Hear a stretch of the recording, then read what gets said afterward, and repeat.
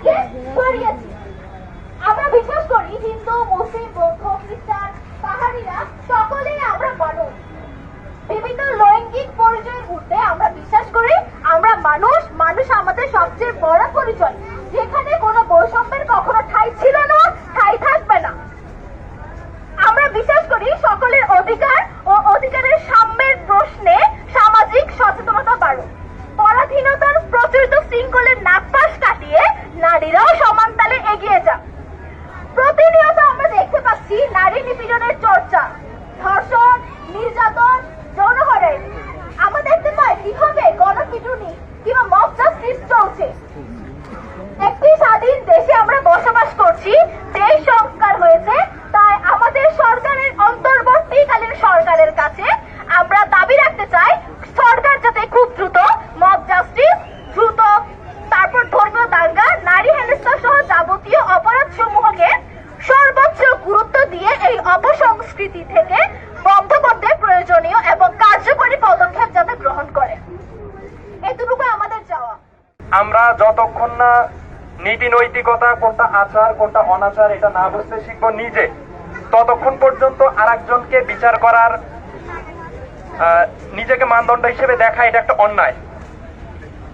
আমরা বলতে চাই এই যে আমরা আজকে দাঁড়িয়েছি এত দ্রুত সময়ে দেশের বর্তমান যে পরিস্থিতি তাতে আমাদের দাঁড়ানোর কথা না, অন্তত এরকম কারণে দাঁড়ানোর কথা না।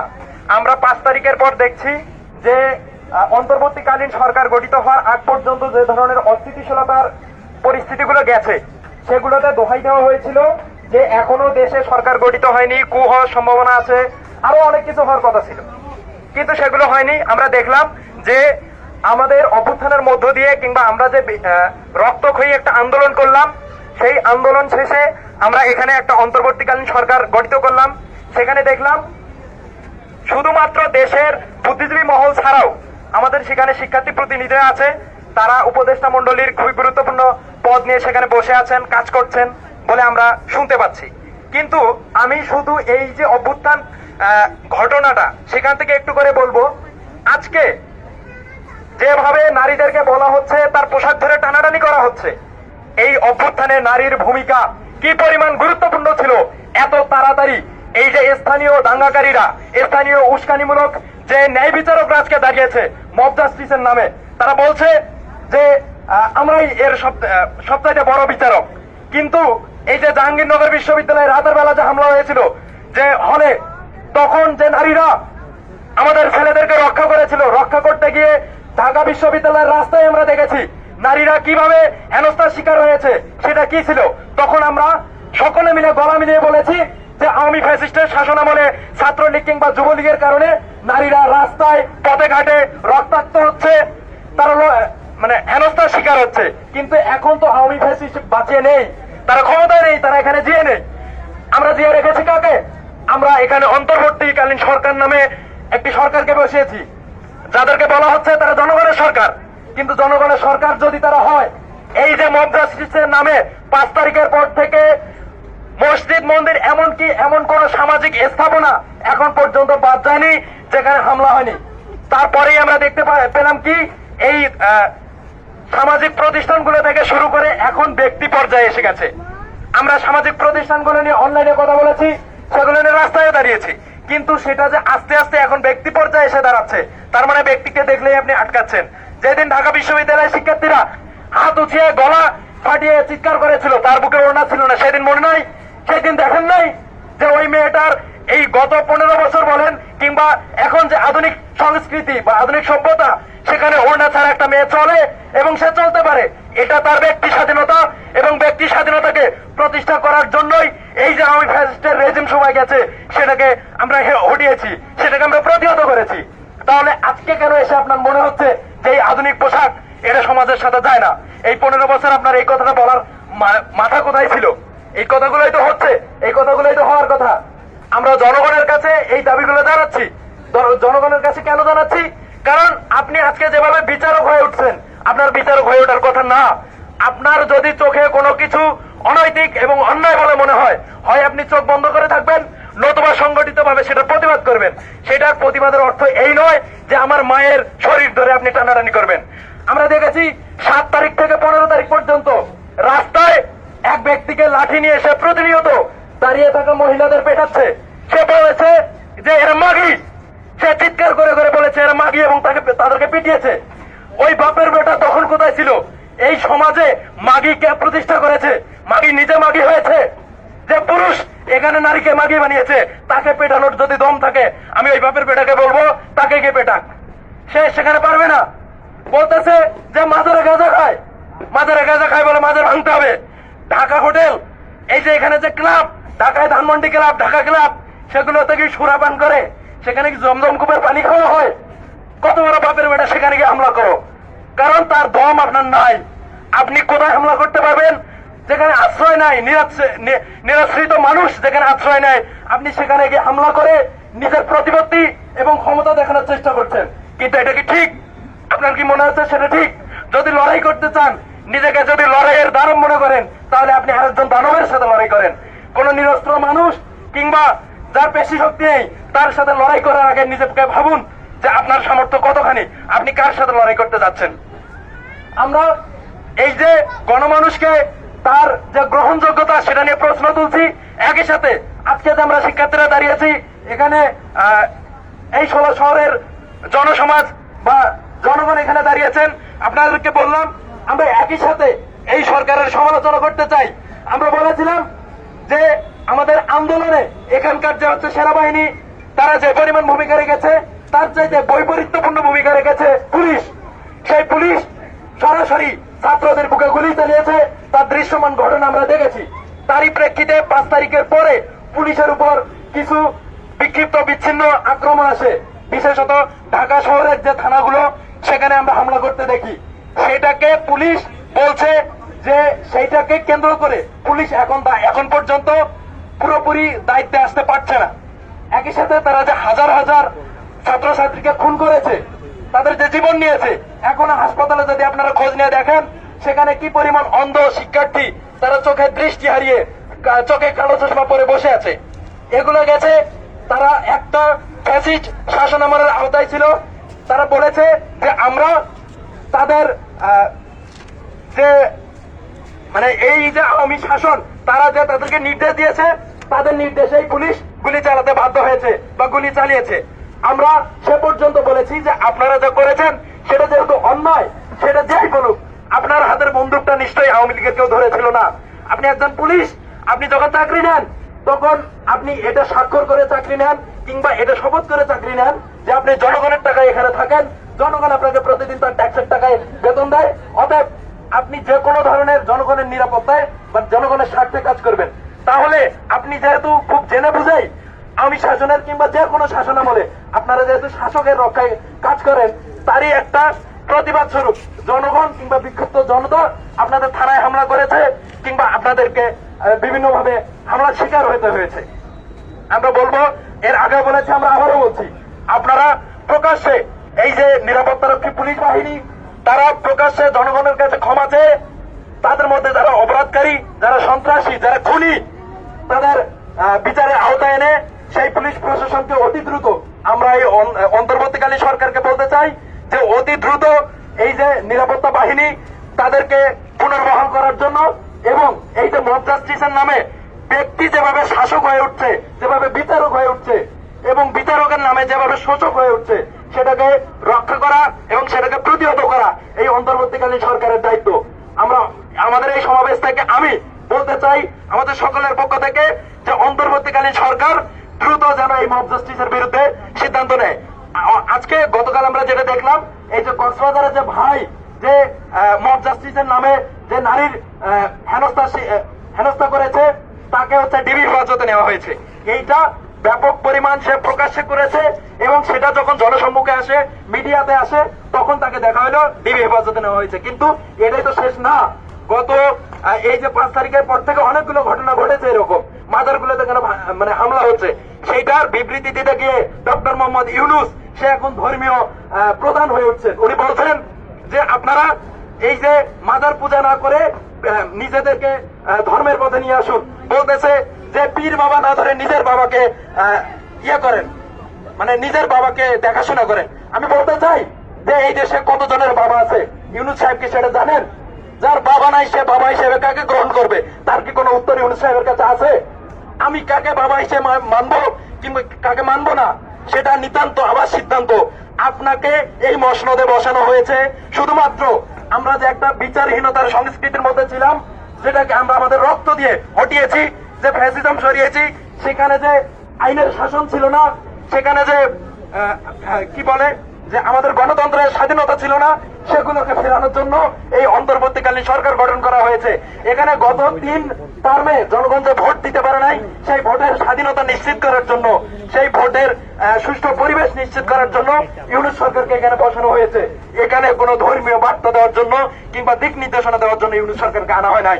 তার জন্য ধর্ম যার যার, এখানে একক কোনো ব্যক্তি মাজার পূজা করে না, মাজারে যায় সমস্ত ধর্মের সমস্ত বর্ণের মানুষ। অতএব মাজার নিয়ে মসজিদ নিয়ে কথা বলার জন্য এটা আমরা এই অন্তর্বর্তীকালীন সরকারকে বসাই নাই।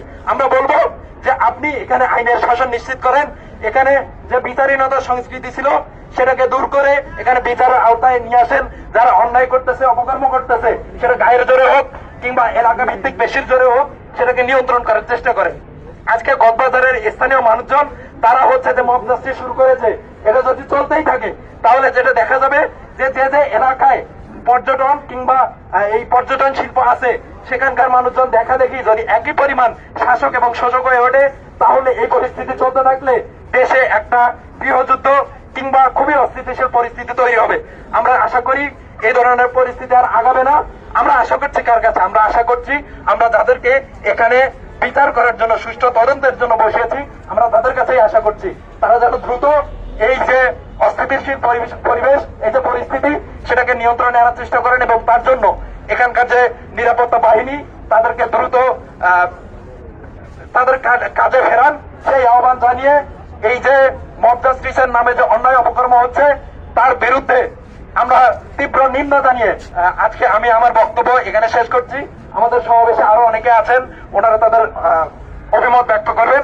আশা করি এখানে উপস্থিত যারা আছি তারা অন্তত মব জাস্টিসের মতো কোনো ঘটনায় যুক্ত হব না। আপনাদেরকে ধন্যবাদ। চলমান যে মব জাস্টিস কিংবা গণপিটুনি আমরা দেখছি, সেটির বিরুদ্ধে আমরা সাধারণ শিক্ষার্থীরা আজকে 16 বিক্ষোভ সমাবেশ করছি।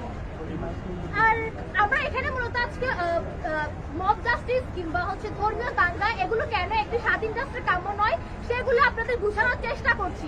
আমরা উপদেষ্টা সরকারের কাছে এতটুকু দাবি রাখতে চাই যে তারা যাতে আমাদের এই যে বর্তমানে যে ধর্মীয় দাঙ্গাগুলো চলছে, নারীদের পোশাকের কারণে কিংবা বিভিন্ন কারণে নারীদের যে পরিমাণ হেনস্থা করা হচ্ছে এবং গণপিটুনির মাধ্যমে মব জাস্টিসের মতো একটি নির্মম জঘন্য ব্যাপারকে যেভাবে বর্তমানে নরমালাইজ করা হচ্ছে, এগুলোর বিরুদ্ধে আমরা কথা বলার জন্য আজকে এখানে এসেছি। আমাদের দাবি একটি, আমরা চাই সরকার আইনের সুব্যবস্থা কিংবা আইনের সুশাসন প্রতিষ্ঠা করুক, যাতে কেউ মব জাস্টিসের মতো জঘন্য কাজগুলো করতে না পারে।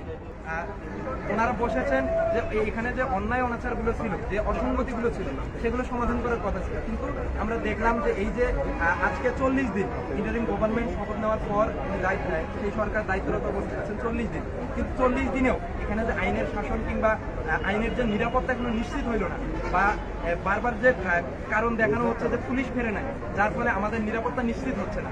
তো পুলিশ কেন ফিরল না সেই দায় তো সাধারণ জনগণ নিবে না।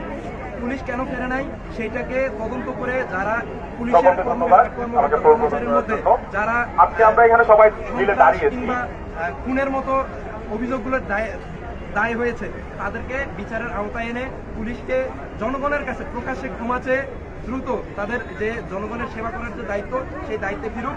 এবং আমরা চাই দ্রুত দেশের ভিতর যে অস্থিতিশীল মব জাস্টিস নামে যে গণপিটুনির ঘটনা ঘটতেছে, জনগণকে মেরে ফেলা হচ্ছে। আমরা গত পরশু দিনও দেখেছি যে এক মুরব্বী সে বারবার বলেছে যে বাবা আমাকে মাইরো না, কিন্তু তাকে মারতে মারতে শেষ পর্যন্ত মেরে ফেলা হয়েছে।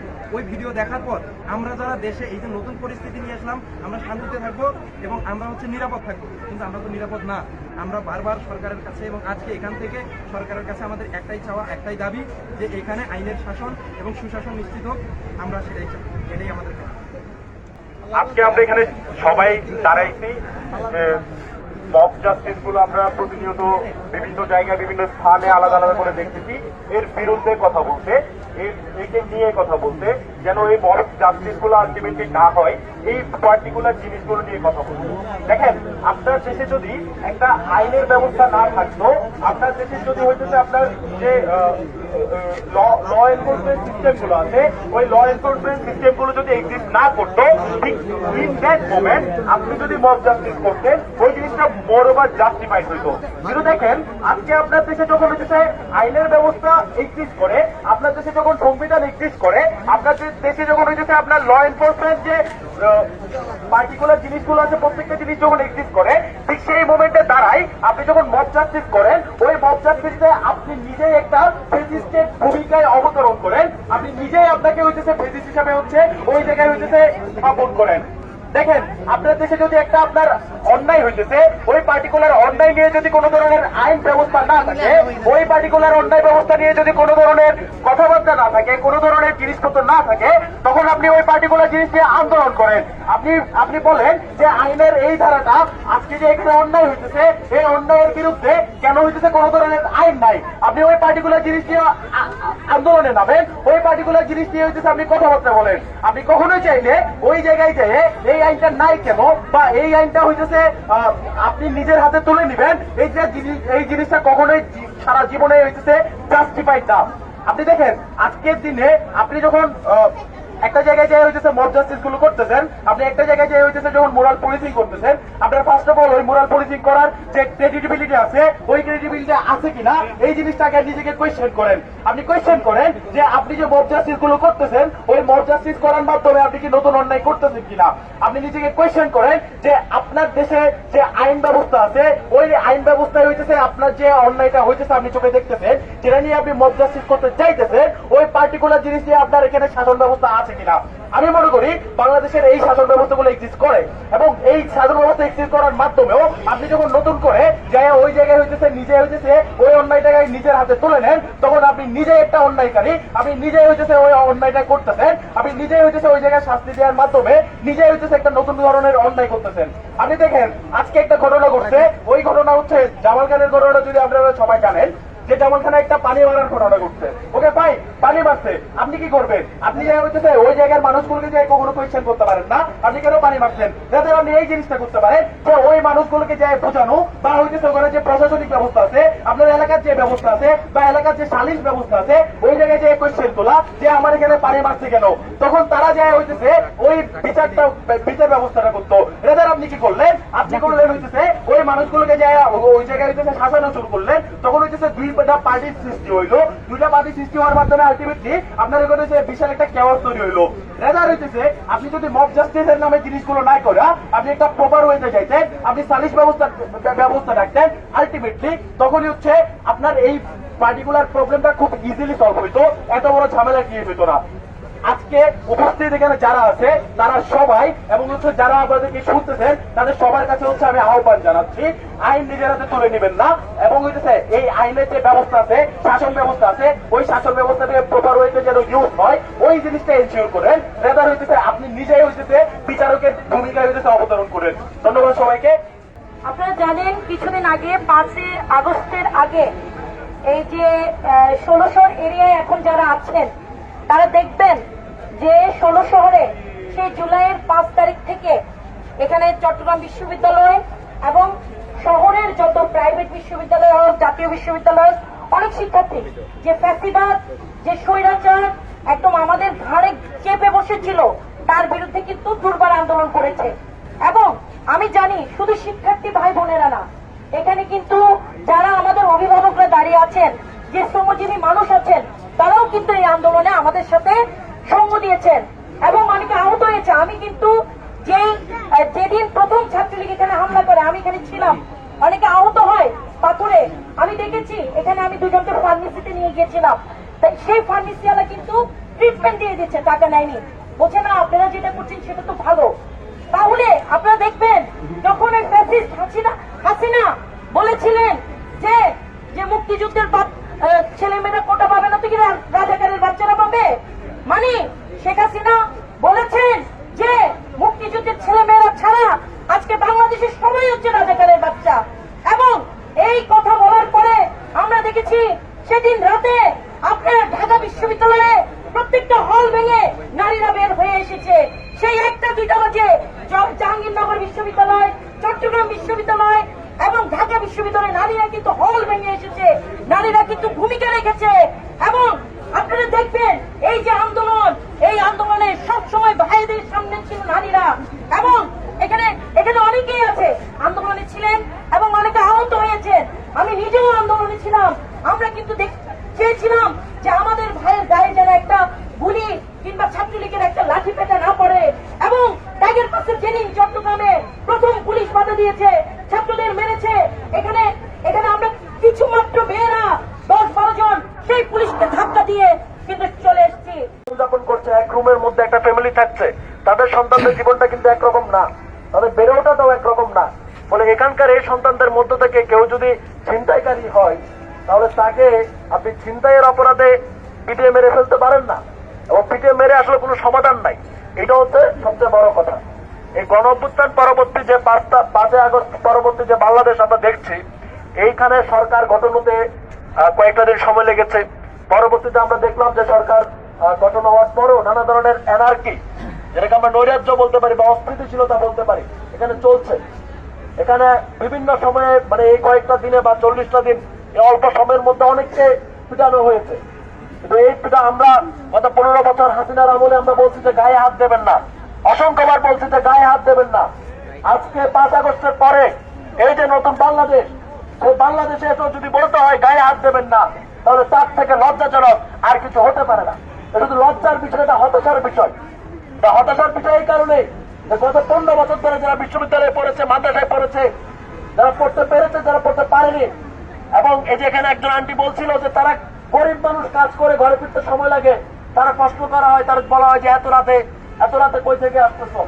তো এই যে একজন মহিলা বলি বা একজন মানে সে কয়টায় বাসায় ফিরবে, সেটা জবাবদিহি করার আপনি কে? আপনি বরঞ্চ একজন মহিলা, একজন নারী, একজন শিশু, সে তার ঘরে নিরাপদে ফিরতে পারবে, সেই অবস্থাটা, সেই ব্যবস্থাটা সামাজিকভাবে আপনি কায়েম করবেন। এটা হচ্ছে সামাজিক জীব হিসেবে আমরা প্রত্যেক মানুষের দায়িত্ব। এবং আন্দোলনটা আপনারা দেখেছেন সবাই, আমরা আন্দোলনের নানাভাবে, কখনো ফ্রন্ট লাইনে, কখনো ভিতরে, নানাভাবে আমরা কাজ করেছি। আমরা তখন দেখেছি যে আমাদের বোনরা আমাদেরকে বাঁচাইছে। এখানে যে মেয়েরা আছে এবং এখানে আশপাশে আন্দোলনের এই বৈষম্যবিরোধী ছাত্র আন্দোলনের অনেক সমন্বয়করা আছে, নেতৃত্ব আছে, অংশগ্রহণকারীরা আছে। আমি হলফ করে বলছি যে তাদের একজন হয়ে মেয়েরা যদি না থাকতো, তাহলে আমি সাইফুর হয়তো আজকে এখানে কথা বলতে পারতাম না, এই আন্দোলনটা সফল হতো না। আমরা পুলিশের বুলেট অকার্যকর করে দিয়েছি, অর্থনীতি অবস্থা করে ফেলতেছে, সে আপনার কাছে ক্ষমা চাইতেছে, জীবন ক্ষমা চাইতেছে। এটা তো আপনার পাওয়া চাইছিল, ওই বুয়েটের ছাত্রলীগ নেতাদের কাছে আপনার পাওয়া জীবন ভিক্ষা চাইছিল। তো আজকে সেই পরিস্থিতিটা আমরা এখানে ফিরাই আনবো কেন? এখন এই সমাবেশ থেকে অনেকে দাবি তুলেছে, আমিও দাবি তুলি, এবং আমি আমার বন্ধুদেরকে বলি যে সব কাজ আমার না। আমি ছাত্র, আমার প্রথম কাজ হচ্ছে পড়াশোনা করা। পড়াশোনার শেষে এই সমাজের জন্য, এই রাস্তার জন্য যদি দুটা কথা বলা যায় সেটা আমি বলবো। আমার কাজ পুলিশই না, আমার কাজ এটা না যে কে জুয়া খেলতেছে, কে গাঁজা খাইতেছে, কে বেশ্যা প্রফেশনের সাথে জড়িত, এটা আমার কাজ না। আমি এই রাষ্ট্রকে প্রপোজাল দিব একজন শিক্ষিত নাগরিক হিসেবে। আমরা যারা পাবলিক বিশ্ববিদ্যালয়ে পড়ি, আমার এই কাকারা যারা দাঁড়ায় আছে, আমি জানি না ওনাদের কোনো ছেলে বিশ্ববিদ্যালয়ে পড়ে কিনা, কিন্তু ওনাদের ম্যাক্সিমাম এদেশের গরিব মেহনতি মানুষের সন্তানরা বিশ্ববিদ্যালয়ে পড়তে পারে না। কিন্তু উনি যে বিড়িটা খায়, উনি যে চালটা কিনে সেখানে ট্যাক্সটা আমার বিশ্ববিদ্যালয়ে যায়, সেটা দিয়ে আমি পড়ালেখা করে আজকে শিক্ষিত হয়েছি। বলে আমার সামাজিক ভাবে দায়িত্ব যে আগামী দিনের বাংলাদেশে, বা আমি যে বাংলাদেশে বড় হইতে চাই, সেই বাংলাদেশে কোনো বস্তির ছেলে বলতে কিছু থাকবে না, কোনো টোকাই থাকবে না, কোনো মেয়েকে বেশ্যাবৃত্তিতে জড়িত হতে হবে না। সেই সমাজটা, এটা আমি প্রপোজাল দিব। আমি বেশ্যা ধরে পিটাবো না, আমি টোকাই ধরে পিটাবো না, এটা আমার কাজ, এটা আমার দায়িত্ব। তো এখন যে অন্তর্বর্তীকালীন সরকার হলো, যে উপদেষ্টা সরকার হলো, বলতে পারি যে এই উপদেষ্টা সরকারটা আমাদের সরকার। আমরা ছাত্ররা নয় শুধু, আমাদের সাথে শ্রমিকরা জীবন দিয়েছে, জনগণ জীবন দিয়েছে, জনগণ আমাদেরকে রক্ষা করেছে। জনগণ না থাকলে আমরা রক্ষা পেতাম না, আমরা ছাত্রলীগের গুলিতে মরতাম, পুলিশের গুলিতে মরতাম। তাহলে এই জনগণ আজকে কাউকে এই ট্যাগ দিয়ে, কাউকে এই ট্যাগ দিয়ে তারা মেরে ফেলা হবে, আর পিটানো হবে, আমি তারা ঠিক করে দিব সে মাজারে যাবে না মন্দিরে যাবে, মন্দিরে যাবে না মসজিদে যাবে, এটা আমি কেউ না ভাই। আমি আমার বন্ধুদেরকেও বলবো যে যদি কেউ এই ধরনের কাজ করতে চায় তারা ধরেন, তারা কলার চেপে ধরেন, যে এটা তোমার কাজ না, তুমি পুলিশ না, তুমি আর্মি না। পুলিশের কাজ, প্রশাসনের কাজ জনগণকে নিরাপত্তা দেওয়া। পুলিশের কাজ আমি কাজে তুলে দিব না। আজকে হয়তো এখানে পুলিশ ভালোভাবে ফাংশন করে নাই, পুলিশ কেন ফাংশন করতেছে না সেটা আমি প্রশ্ন তুলবো। ছাত্র হিসেবে আমার এই কাকারটা তো সময় নাই, কাকা ঘর্ষণটা চালাইতে তার সারাদিন চলে যায়। তো আমার তো একটু বেকার, আমি বেকার মানুষ, পড়ালেখা করি, টিউশন করি, মাঝখানে আড্ডা দিই। ওই আড্ডার সময়ে আমি এই কথাটা বলবো মানুষজনকে যে পুলিশকে অ্যাক্টিভ হইতে হবে, প্রশাসনকে অ্যাক্টিভ হইতে হবে। আমরা ওই যে এক ভাই বলছিলেন যে এখানে তো ছাত্রলীগ করতে বাধ্য হয়েছে, পোলাপান হলে থাকার জন্য একটা সিটের জন্য বাধ্য হয়েছে। ওই সেই ছাত্রলীগের সাধারণ কর্মীটা আর যে ওই হলে 20,000, 50,000, 2 লাখ টাকা, 14 লাখ টাকা বাকি রাখছে, সে তো এক না। এই যে নুরুল আজিম রনি যে আমাদের ভাইদেরকে গুলি চালিয়েছে এই শহর থেকে, সে আর আমার এলাকার নান্টু পন্টু ছাত্রলীগের কর্মী তো এক না। আপনি নুরুল আজিম রনিকে বিচারের আওতায় আনতে পারছেন না, কিন্তু নান্টু পন্টুর আপনি পিটাবেন। আপনি এখানকার মেয়েদের নিরাপত্তা দিতে পারছেন না, কিন্তু একটা মেয়েকে বেশা ট্যাগ দিয়ে আপনি পিটাবেন। এগুলোতে বিপদ আছে ভাই। বিপদটা কি? এই যে আমার এই বোনরা, এরা বিশ্ববিদ্যালয়ে পড়ে, এরা টিউশন করবে, তো টিউশন করে ফেরার পথে তারা বেশা বলে যদি কেউ মারে, আপনি কিছু করতে পারবেন? পারবেন না। এখন বাংলাদেশের আইন আছে, আদালত আছে, এটা 15 বছর ধরে হাসিনার হাতে ছিল। আমরা চাই না যে বাংলাদেশের আইন, আদালত, পুলিশ এটা আর কারো হাতে যাক। জনগণের হয়ে কাজ করুক, জনগণের হয়ে কাজ করুক। এখানে কোনো সিন্ডিকেটের হাতে আমার চালটা না চলে যাক, আমার কৃষিটা না চলে যাক, যাতে আমার 70 টাকা করে চাল খাইতে হয়। তো এই কাকার যে ইনকাম বা আমাদের শ্রমিক কৃষকদের যে ইনকাম, সেই ইনকামটা তো চাল কিনতে কিনতে চলে যায়, পোলা মায়ের খাওয়াইতে চলে যায়, করাবে কি? তো এই বিষয়গুলা, এটা অনেক লম্বা বিষয়। মব জাস্টিস যদি আমরা উৎসাই, আমরা যদি কাউকে অনুমতি দিয়ে দিই, একজন নাগরিক আরেকজন নাগরিককে পিটাবে, কেন সে মাজারে যায়? একজন নাগরিক আরেকজন নাগরিককে পিটাবে, কেন পিটাবে? কারণ সে বলা হচ্ছে যে সে ব্যবসা, বলা হচ্ছে সে ওই ছাত্রলীগ করতো। এভাবে যদি পিটাপিটির কালচারটা থাকে, তাহলে মানুষই দুদিন পর আমারে পিটাবে, মানুষই দুদিন পর আমারে পিটাবে। যে কারণ বলবে যে হাসিনার হাটে তোর লাভটা কি হলো, আগেও যা ছিল এখনো তা। আমরা সেটা চাই না। এতগুলো ছাত্র, এতগুলো জনগণ, এতগুলো শ্রমিক জীবন দিয়েছে, কান হারিয়েছে, চোখ হারিয়েছে, হাত হারিয়েছে, পা হারিয়েছে। এরপরও যদি দেশের কোনো পরিবর্তন না হয়, তাহলে সেটা হতাশাজনক। আমরা আবার হতাশায় ফিরে যাব, আবার বুড়ো হয়ে যাব। আমরা বুড়ো হতে চাই না, হতাশায় যেতে চাই না। আমরা চাই আমাদের দেশটা সুন্দর হবে, আমাদের দেশটা সবার হবে। যে মাজারে যায় তার জন্য নিরাপদ হবে, যে মন্দিরে যায় তার জন্য নিরাপদ হবে, যে মসজিদে যায় তার জন্য নিরাপদ হবে, যে বোরকা পরে তার জন্য যেমন নিরাপদ হবে, যে টি শার্ট পরে তার জন্য এই দেশটা, এই রাষ্ট্রটা, এই বাংলাদেশ নিরাপদ হবে। এই নিরাপত্তাটা এনশিওর করার দায়িত্ব প্রথমত যিনি ক্ষমতায় থাকে, যারা ক্ষমতায় থাকে, যারা সরকারে থাকে, যারা রাষ্ট্র চালায় তাদের। আর আমরা যারা সাধারণ স্টুডেন্ট, সাধারণ মানুষ, তাদের দায়িত্ব কেউ যাতে হ্যারাম খাটাইতে না পারে, কেউ যাতে বেটাগিরি ফলাইতে না পারে, কেউ সাধারণ মানুষ যাতে তার ক্ষমতার বলে, তার পিছনে 10টা লোক আছে বলে পুলিশ না হয়ে উঠতে পারে, সেটা চেক দেওয়ার দায়িত্ব। তো আমি জনগণকে আহ্বান জানাবো, আপনারা যারা আছেন, আপনারা কাউকে পুলিশ হতে দিবেন না, নিজেও পুলিশ হবেন না, পুলিশকে পুলিশের কাজ করতে দিবেন। আর এই দাবি দেওয়াগুলো এবং এই দাবি দেওয়াগুলো আপনারা করবেন। যে এই সরকার কি করে সে জবাব দিতে চাইবে। আমরা তো বলতে পারি নাই যে হাসিনা কি করে, আমরা বলতে পারি না। এখন বলবেন যে ডক্টর ইউনূস কি করে, কারণ এই সরকার আপনাদের সরকার। এই সরকারকে প্রমাণ দিতে হবে যে তিনি আমাদের সরকার। আমরা আমাদের এই বিপ্লবের জন্য, অভ্যুত্থানের জন্য সরকার হয়েছে, এবং ফলে আমাদের জবাবদিহিতার জায়গা আছে। এই জবাবদিহিতা নিশ্চিত করবেন।